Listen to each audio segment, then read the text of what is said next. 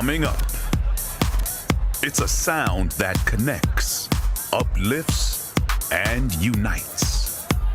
It's a groove that channels a different place in you. House music is more of a feeling than it is a sound. That infectious feeling was created in Chicago's underground black gay clubs by DJs blending musical genres. Disco is the mother of house. Gospel is the father of house. Funk and soul are the brothers and sisters of house. I mean, it's all mixed in there. The music rose from the ashes of disco.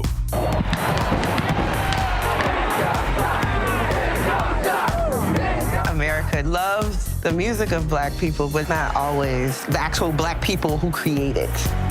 House music is disco's revenge.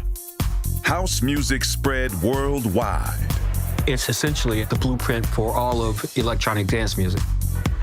When you move your body for the goal of joy and ecstasy and freedom and liberation, and it just does something. And it all started in Chicago. And it's Chicago. It's born and raised here.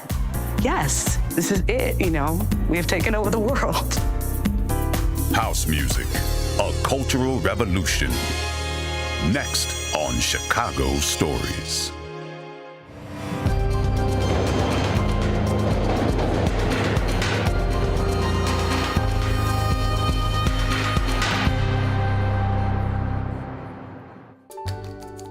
Lead support for Chicago Stories is provided by the Nagani Foundation. Major support is provided by Gwen Cohen and the Tawani Foundation. Funding for Chicago Stories, House Music, A Cultural Revolution is provided by Robert Cole and Clark Pellet and Murphy McDonald.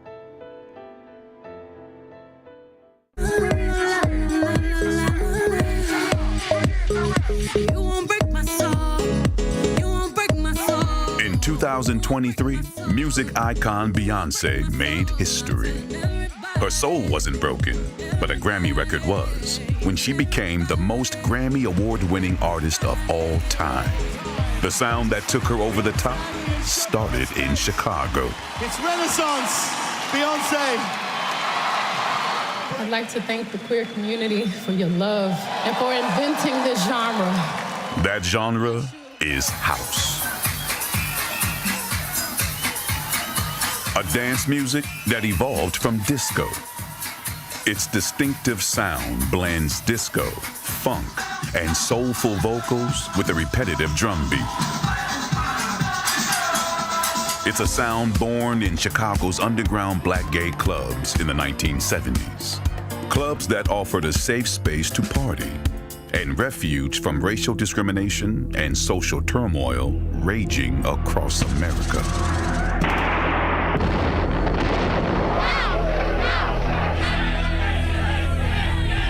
There's a lot of upheaval, there's a lot of trauma, there's a lot of violence. Amidst that upheaval, people needed an escape. Music and dance provided it. How can you make music and find a way to sing under such duress? And the answer is because you must. You absolutely must. You must use the music to find each other, to find yourself. And against all odds, those marginalized Chicagoans found community and self-expression on the dance floor. But the story of house music begins with disco. In the early 70s, disco dance clubs opened from coast to coast. Disco is a Black American music, and it's a dance music, and it's creating escapism, fantasy. As disco's popularity grew, the music crossed over and became more widely accepted by mainstream audiences after Saturday Night Fever became a huge box office hit. Saturday Night Fever becomes the emblem of disco because America loves the music of black people, but it does not always love and embrace the actual black people who create it.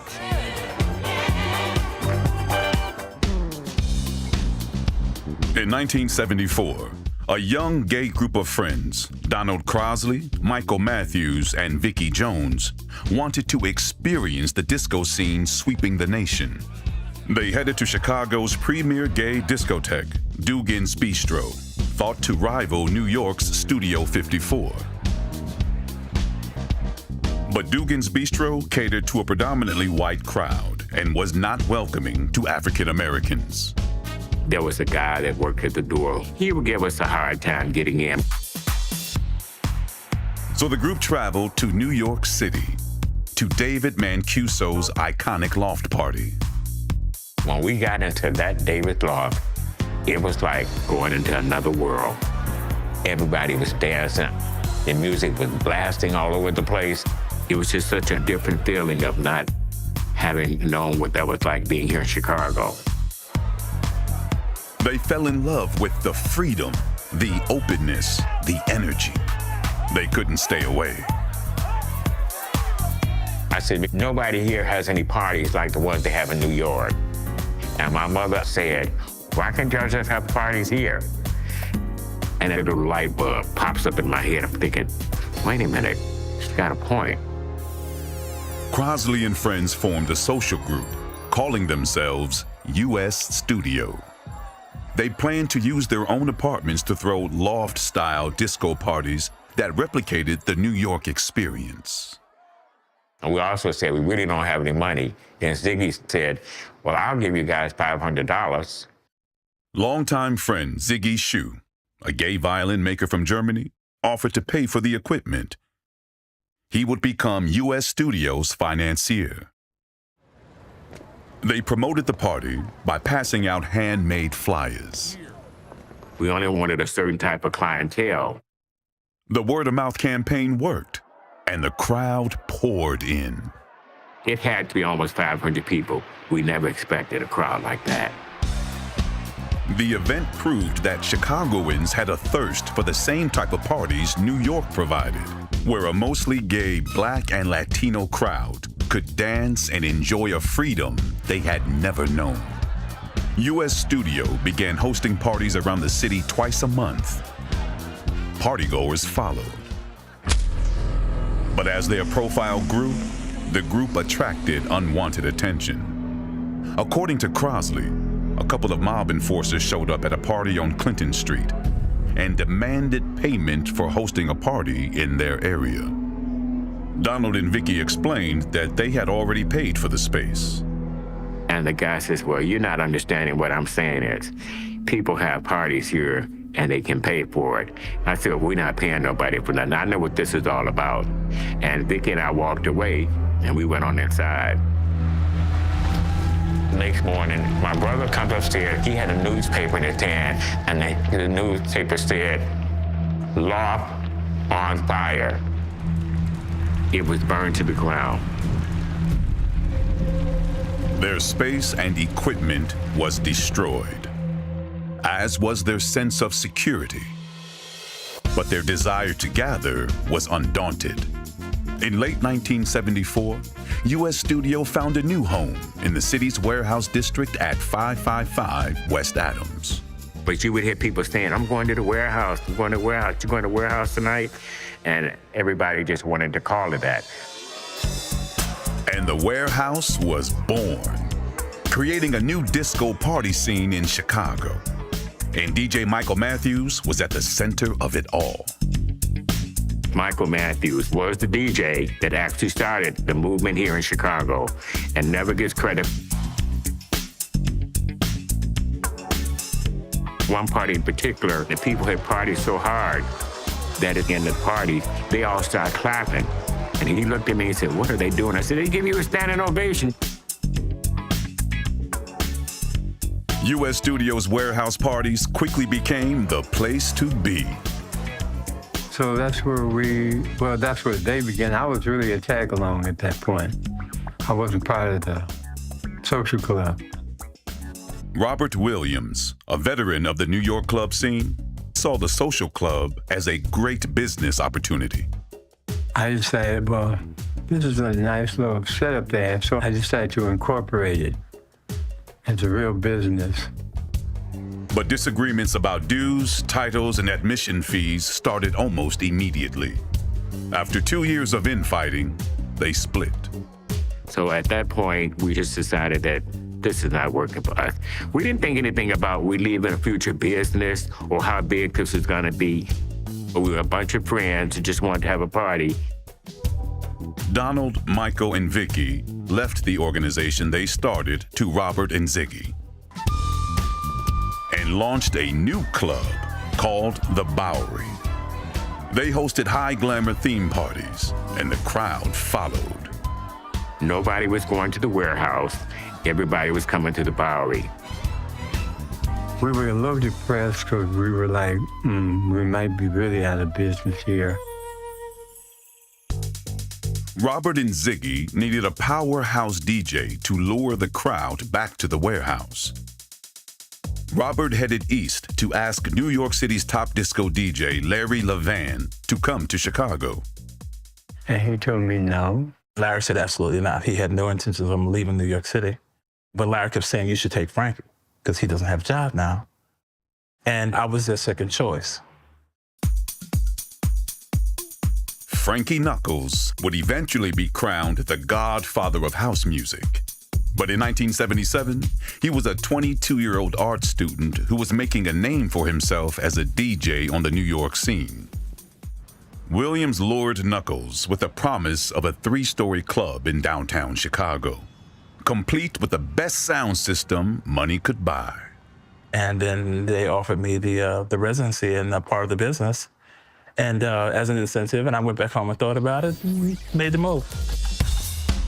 The new warehouse opened its doors at 206 South Jefferson in March of 1977, featuring Frankie Knuckles as its resident DJ. And I played for the grand opening. It was fabulous. Everybody came out. The place was packed. There was a line down the street. But after the grand opening, no one came back. There was no one going there at all. Somehow, we ended up losing the audience. Over at the Bowery, the parties were booming.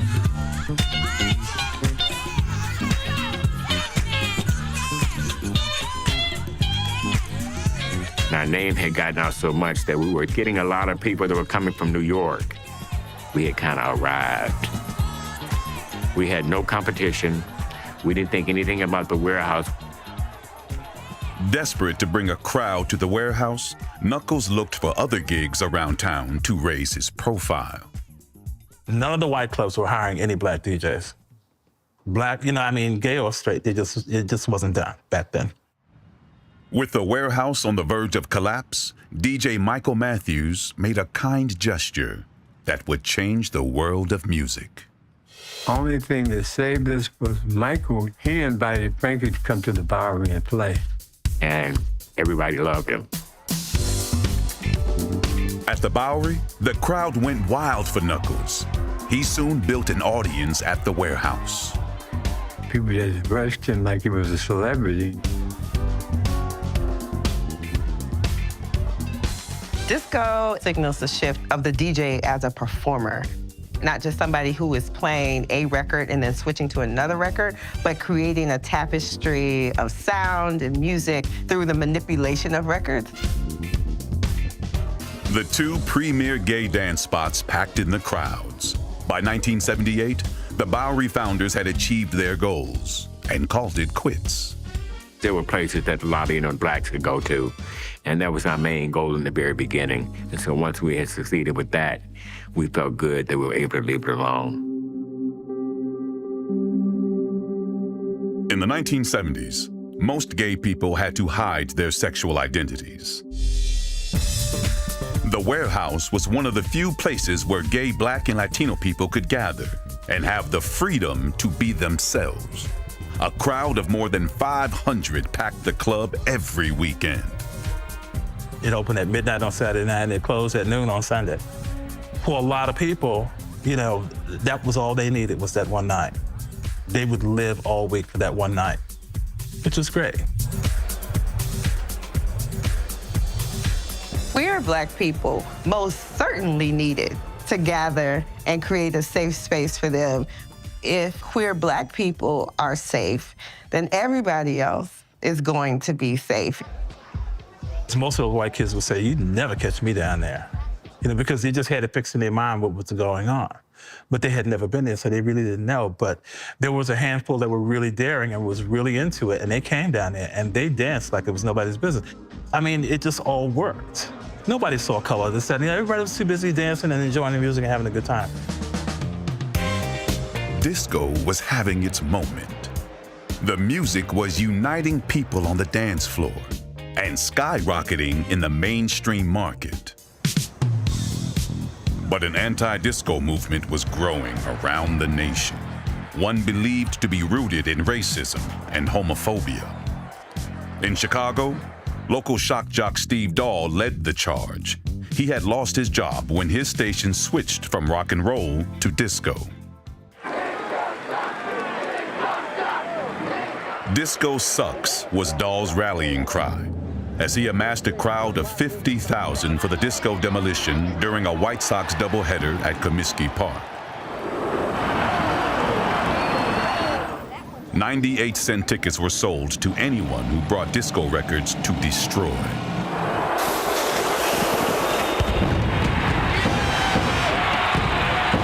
Dahl detonated the vinyl as crowds stormed the field. I was a kid watching that on the news. Like, it was terrifying. They were burning a lot of Black records, Black music. It was like watching a Klan rally. Dahl denied the event was racist or homophobic, saying, quote, "We were just kids, pissing on a musical genre." We didn't blow up Jimi Hendrix records. We didn't blow up David Bowie records. It was really just a rock and roll versus disco thing. The irony, of course, being that rock and roll is and was Black music, and that is the genre that is used to beat back Black dance music. The whole debacle that happened in Comiskey Park, there were like a lot of really big commercial discos. And then all of a sudden, like in 24 hours, they all just completely disappeared. Disco demolition devastated the industry. Record companies shut down dance departments, artists were dropped by major labels, and disco nearly disappeared from the Billboard charts. Disco demolition, it created the underground scene because all the DJs went underground. Out of the violence came a new incarnation of disco called house music. And I think that Frankie said it best when he said house music is disco's revenge. House music is the evolution of disco. At the warehouse, Knuckles began remixing disco songs on the spot using 2 turntables and a mixer. He pushed the boundaries and added drum tracks, sound effects, and sampled other artists to create an entirely new sound. It's funny because with house, you can't really pinpoint what exactly makes it house other than the groove, but you feel it in ways that you don't feel anything else. House music is freedom, it's liberation. It's a feeling of release, it's a feeling of exhilaration, it's a feeling of happiness. It is music of struggle, but also of joy and pleasure, of triumph. The house music community and the culture is an evolution of the Black arts movement. House music did more than make people dance. It created a culture that touched people in a deep and meaningful way. There's a groove that channels a different place in you. It's like going to church, 4-on-4 going to church. It's a spiritual element. The first time I walked into the warehouse, I was a nervous wreck because I was only 15 years old. And I wasn't supposed to be in there, first of all. I wasn't old enough, but of course, we all went to 63rd and Cottage Grove, got our phony IDs. I went to the warehouse as a teenager. It was an amazing experience. It was a juice bar that was for gay people, and the way that the music enveloped us and sort of swallowed us into this energy, it made me want to sort of be a part of it. It was like capturing lightning in a bottle. You knew that you wanted that moment to last forever. It was church to them. Because the music, it got into their body, their soul, their mind. We want people for a moment to forget the trials of life, step into something else. And then when you leave, it'll still be there for you, but hopefully you can carry it a little lighter. My father was a minister. I spent a lot of time in church. I know what that's like. You know, it was tough for me because I came out as bisexual as a 17-year-old, and this was very antithetical to what was happening in my household. And my father, you know, was not happy about it and told me I was dead to them and I needed to go. And that was really tough. Queer Black people who may not have felt comfortable in churches any longer, they still needed that sort of experience. This was a community that was saying, we welcome you, we love you. What's more spiritual than that? My parents, who really did a 180 on all those things. And my dad eventually apologized and told me how stupid he was for doing what he did. I don't mean to give all the credit to house music, but it shaped who I was. You know, it made me open and it made me, you know, brave. And it was the spirit of house music that moved an unlikely audience, Catholic high school students. One enterprising Mendel High School student, Kirkland Townsend, convinced the Augustinian priests to let him DJ one of the traditional sock hop parties. The turnout was huge, and weekly parties followed. Every week, every Saturday night, and sometimes Friday, we're averaging 3,000 to 4,000 kids a night. And they're paying me $500 a night and 10% of the door. That was huge. Fortunately, the priests knew nothing about these things, so they really depended on my opinion because they needed the revenue to keep the doors of the school open. I was too young to go to the warehouse. And my first time actually hearing Frankie Knuckles was at Mendel High School. In the 80s, all the Catholic schools on the South and some of the West Side all had house music parties. Donut sales, chocolate sales, raffles, just wasn't gonna bring in that kind of money. We put a new roof on that school, new windows, a new senior lounge. The revenue virtually filled the gap and kept the school open till 1988. Townsend produced the parties for 12 years, raising millions of dollars for the school and inspiring the next generation of house DJs. I went to a couple of parties when I was like 11 years old. My boys were in high school, so they didn't check IDs, so I was able to get in with them. Once I heard the music, it sparked the flame, and I said, this is what I want to do. The Aragon Ballroom in Chicago, one of the first places I experienced it. Friends of mine dressed me up to look like an adult at 14 years old, and I actually got in. There was 5,000 people, and it was a Battle of the DJs competition. You could hear the mix going on, and before you know it, the bass line for Funky Town controlled the entire room, and the place just erupted when that bass line came on.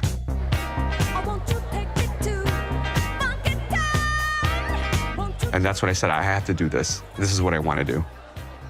That's the essence of any real good party, especially if you got great music going on, then it's going to be a great night. You know what I mean? Because that's what fuels everybody and everything that's going on. As the music became more popular, the crowd continued to grow. Friday night was straight, Saturday night was gay. And before you knew it, the Friday night crowd took over the Saturday night crowd, and there was a point between 1979 and probably 81, 82 that the trend was to act like you were gay. To be a part of that kind of club. So they all, you know, glammed and glitzed and this, that, and the other, and looking as gay as they possibly can, but they were straight. Partygoers wanted to bring the music home. They found the sounds at one of their favorite gathering places, record stores. They asked for the music from the warehouse, and soon it became known simply as house music. We used to close the warehouse and go to buy the records that basically you heard Frankie do the night before. People resorted to all kinds of methods to capture the sound. People didn't have cell phones to record. What a lot of people would do is they come in and they try to hum something or sing something, and it was really difficult. Or if they were lucky, they'd find a payphone that was in the club, and then they'd call themselves, and then they bring in the answering phone tape from the answering machine. Soon, radio stations wanted in too. WBMX Radio broadcast a weekly house dance party with DJs known as the Hot Mix 5. It's like a whole dance party that you would hear that entire night. In 1981, it was the #1 show in Chicago, reaching hundreds of thousands of listeners. Ralphie Rosario submitted his tapes to the station for months. One Saturday, he heard a familiar sound. I'm sitting there listening to it. I said, this kind of sounds like my tape. And then I heard the second song. When I go, it's definitely what I recorded. So then at the end of it, they actually announced my name, and I was in shock. I was in shock, and I was, what, 15 years old? Ralphie, rocking and rolling Rosario on BMX AM and FM. Rosario earned a coveted DJ spot. We aired it every Saturday. It was called Saturday Night Live. Ain't no jive. Despite the enormous popularity of the Hot Mix 5, there was no pay. We were not getting paid. So then there was tension about the advertising and the no pay. Rosario quit and began producing from home. Back in the day, we were recording records in a recording studio. We had to deal with tape machines, recording engineers, and everything else like that. And then later on, I realized that I can actually do the same thing in my own bedroom, set it up the way that I want to set it up, and become my own recording engineer, and that's exactly what I did.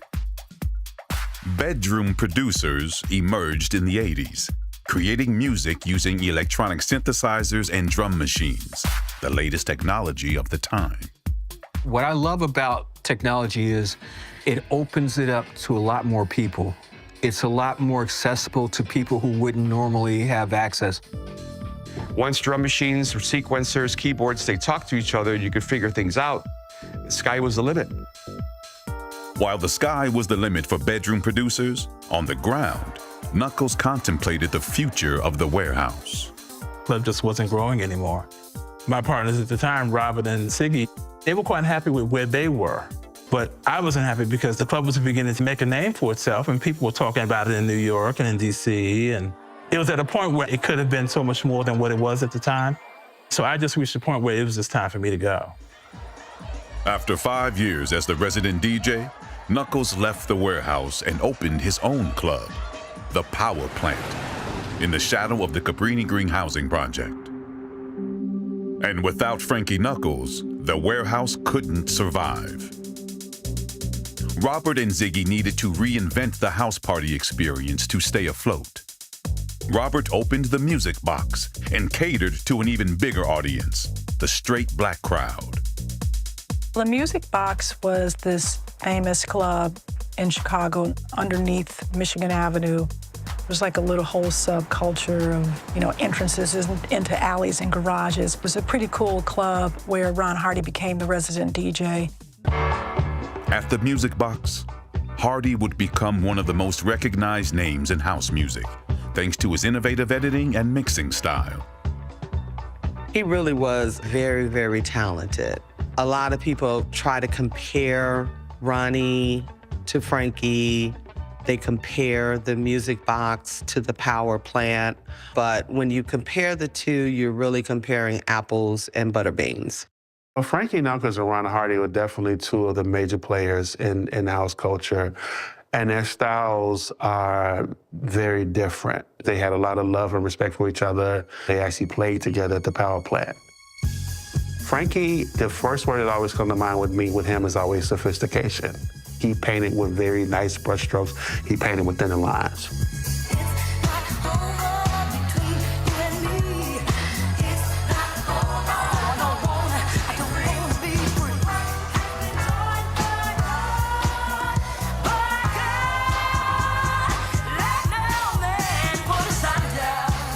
Ron Hardy was very manic. He colored outside the lines.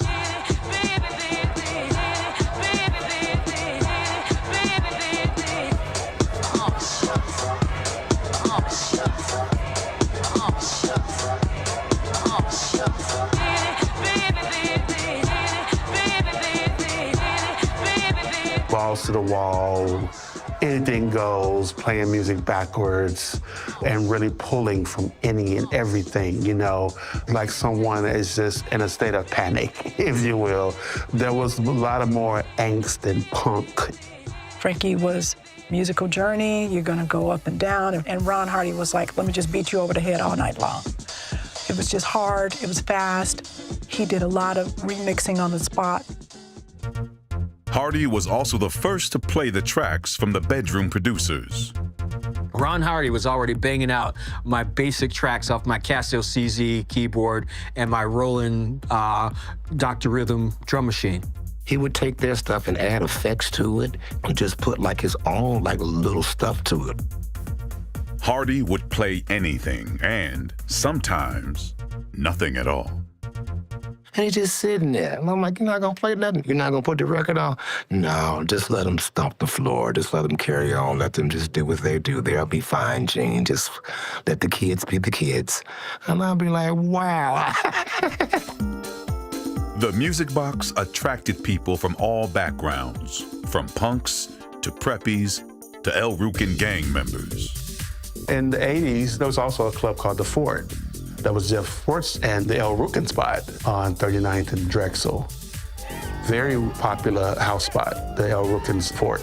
And then some of those very same house thugs would be at the Music Box.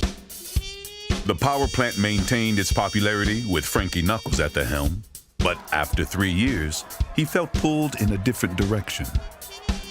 I realized, you know, I want to get more involved in production. I couldn't do both. I couldn't own that club, run that club, play in that club, and get an education in production as well. Something was going to suffer, and the club came very close to suffering, so I ended up shutting it down.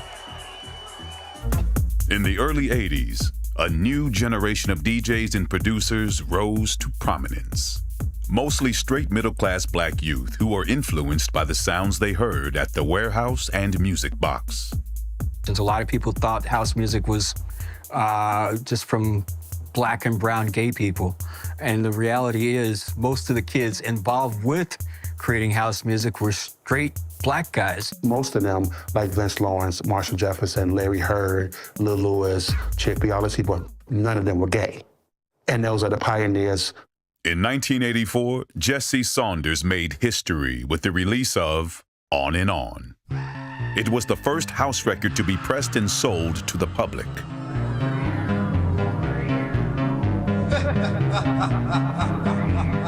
Soon, newly formed labels popped up to take advantage of the emerging genre.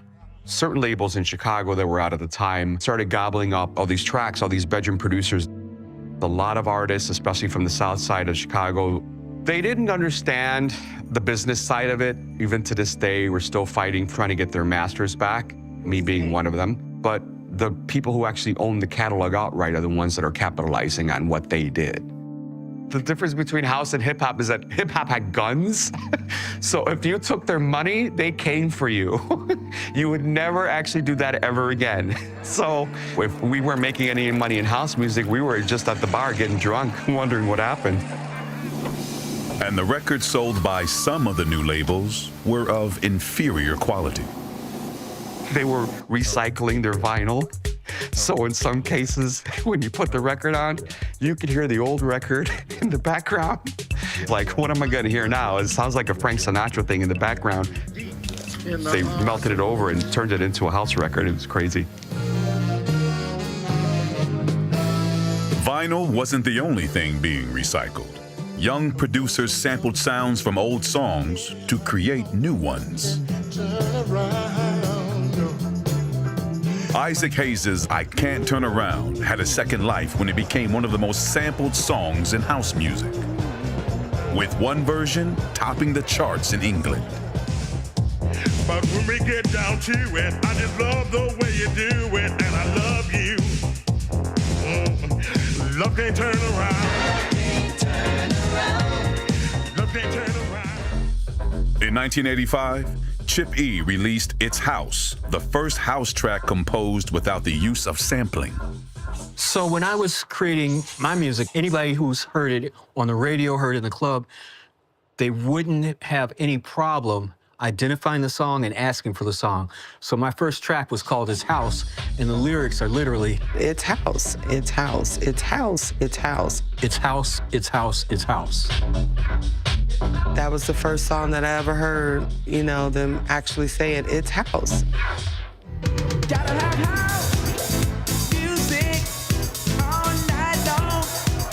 In 1986, Marshall Jefferson released Move Your Body, which became the official anthem of the Chicago house scene and a global hit.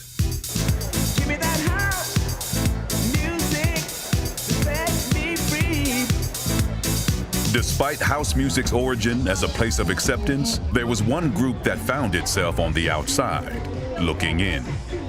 I am DJ Celeste Alexander, and I am one of Chicago's first female house music DJs.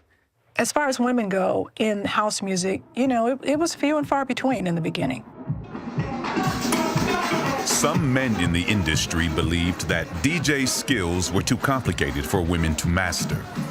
It was the craft of learning how to play the music that drew me in before the music actually really did.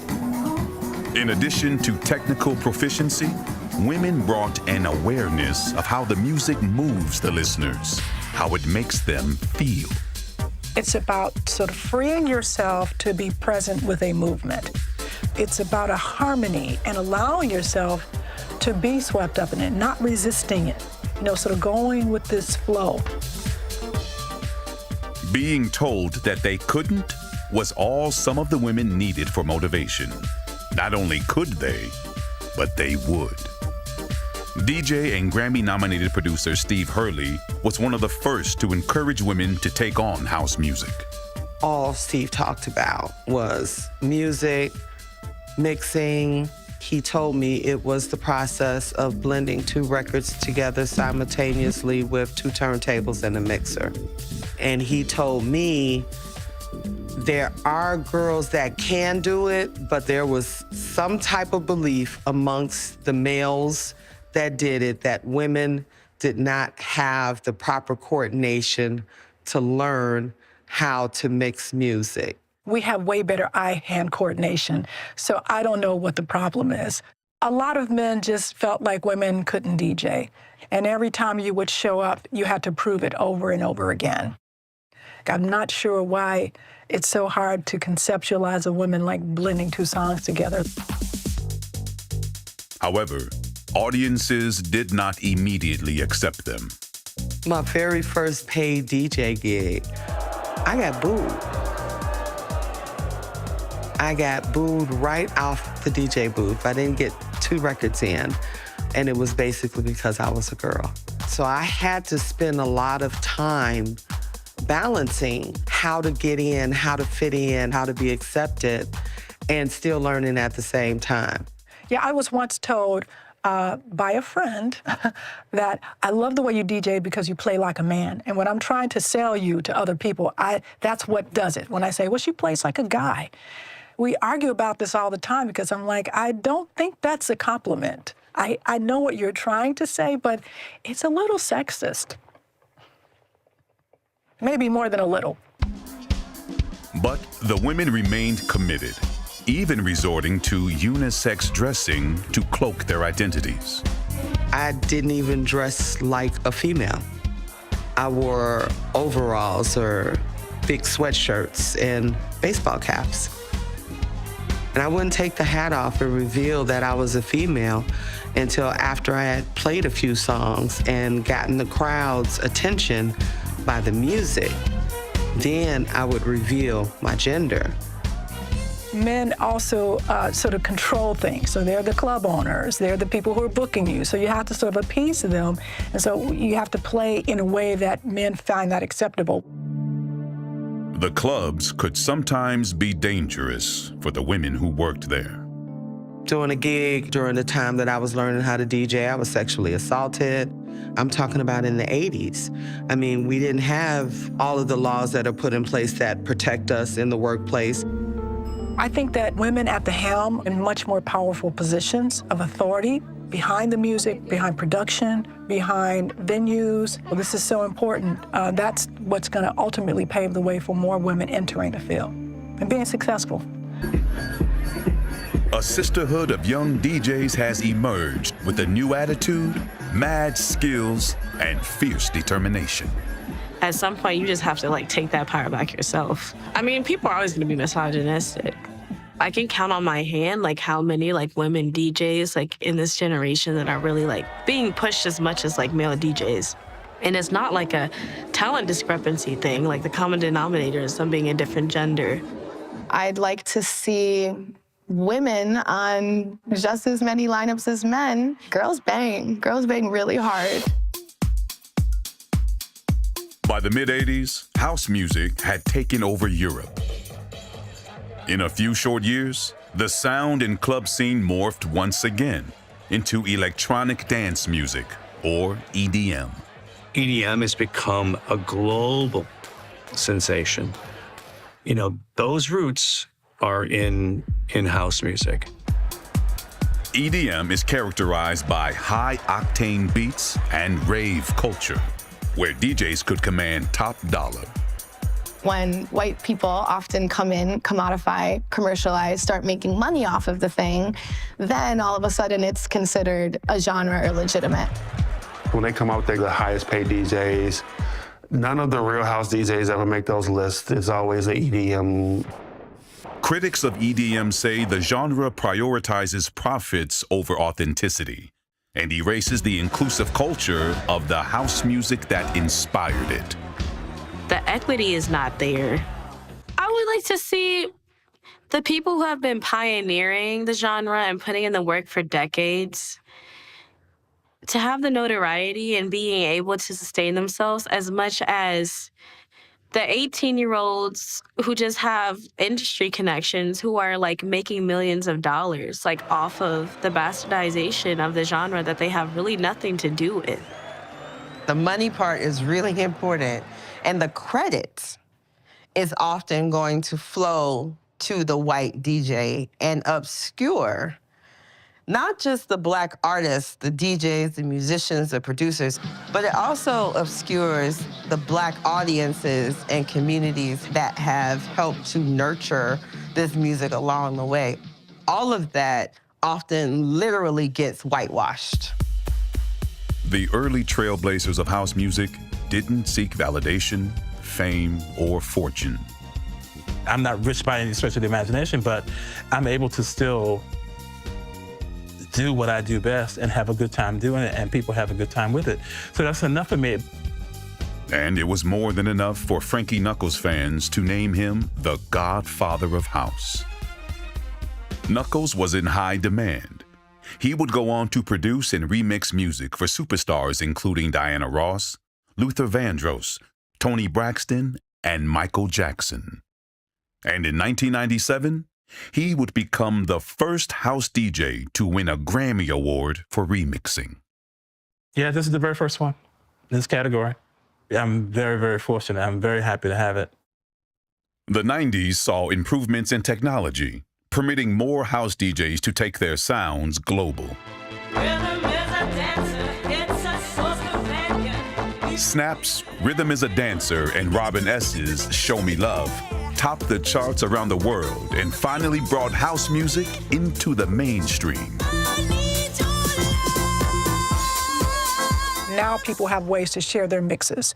Now people have ways to talk to each other, to invite each other in. I've heard house music in Sydney, Australia. When I went to South Africa, I was out at a house club and someone asked me where I was from. I said Chicago. And they were like, that's where house music started. Do you know Smart Bar? I was like, you gotta be kidding me.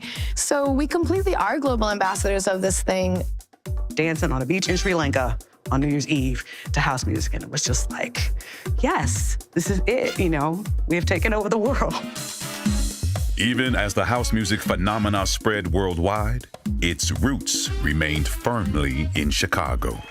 The city has recognized the impact of house, honoring its pioneers with street names, none bigger than Frankie Knuckles Way, located in front of the warehouse.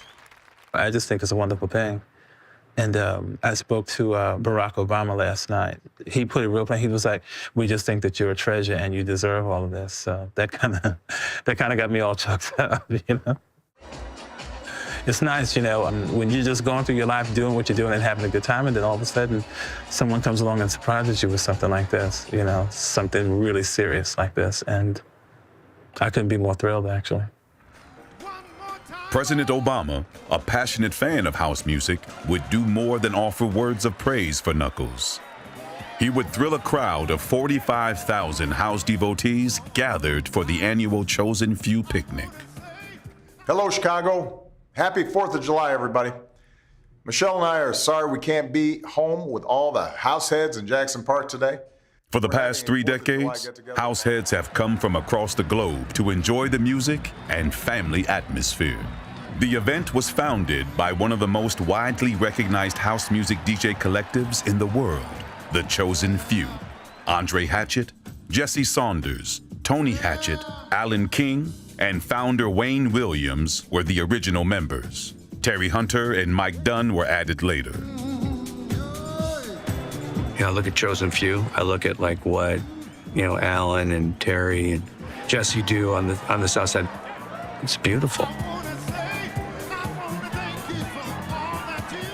Just as Knuckles was a major force in Chicago, the city also greatly impacted him.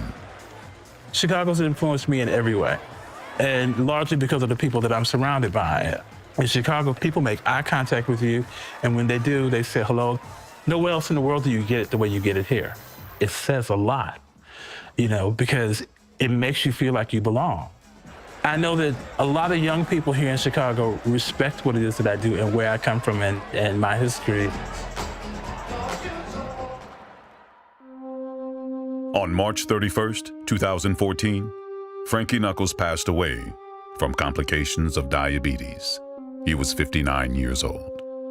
The Frankie Knuckles Foundation was founded that same year.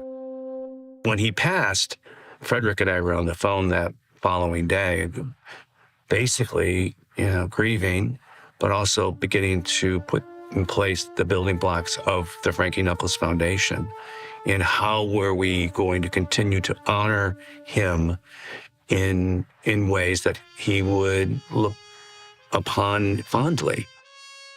So we formed a foundation which is dedicated to some of the causes that he was passionate about. Music in schools, LGBTQIA+, youth homelessness, AIDS awareness and prevention, and diabetes research and education. The foundation also worked tirelessly to have the warehouse at 206 South Jefferson designated as an official Chicago landmark. Today, the City Council approved the landmark status for the warehouse. Globally, the warehouse started a revolution, a cultural music revolution. And with the preservation team and with the Frankie Knuckles Foundation, like minds came together and helped make a difference. I think that the reason that it went so smoothly was people's love of Frankie, people's love for Robert, people's love for the club and what it meant to Chicago. As the giants of house music move on, the doors open for new talent. They are bold. I love this culture. Some of it is very naive, but they feel they deserve space and they feel they deserve things and they have the audacity to go out and do it and not wait on someone to appoint them to something or not wait on somebody, a gatekeeper, to let them in. They are creating space. House chose me as much as I chose house. Once I fell in love with it, it was the mission, it was the movement, it was what I thought about when I woke up. It became one of the most important things in my life. I'm a leftist, I'm an abolitionist. I think that's why I'm an artist, why I'm a musician, because I don't like to participate in a system that was like built to like oppress us from the start, just more and more subconsciously, but it's still there. So many of my DJ mentors, they're like, if I wasn't a DJ, if I didn't have juice bars, if I didn't have these members clubs, I would be in jail. And I 100% believe it. We have to teach the children what our culture was, what the music is, what it meant, what it's supposed to mean. and continue to tell that story. We have to kind of guide them, but also let them come in and bring their individuality and their voice to the conversation. The story of house is bigger than the music. It's about the feeling, the people, the community, the connection, and the culture. There's also something about the dancing, what it does when you dance with another human, when you move your body for the goal of joy and ecstasy and freedom and liberation in your body. It just does something. It connects you so much quicker than a conversation. Every time we talk about house, we go directly to the DJs and directly to producers. But house culture and house anything would not be without the congregation, without the dancers, without the people who come. You wouldn't have a scene. The story of house music is one of the most untold stories about American music because it's influenced so many genres in such a profound and pronounced way. While the music was the spark, the community is what keeps it alive. You can disagree about where it came from and who named it and what's this and what's that. Ultimately, none of that matters. Because when the DJ is playing and the people are dancing and they're moving, art is being created in that moment. Magic is being created in that moment.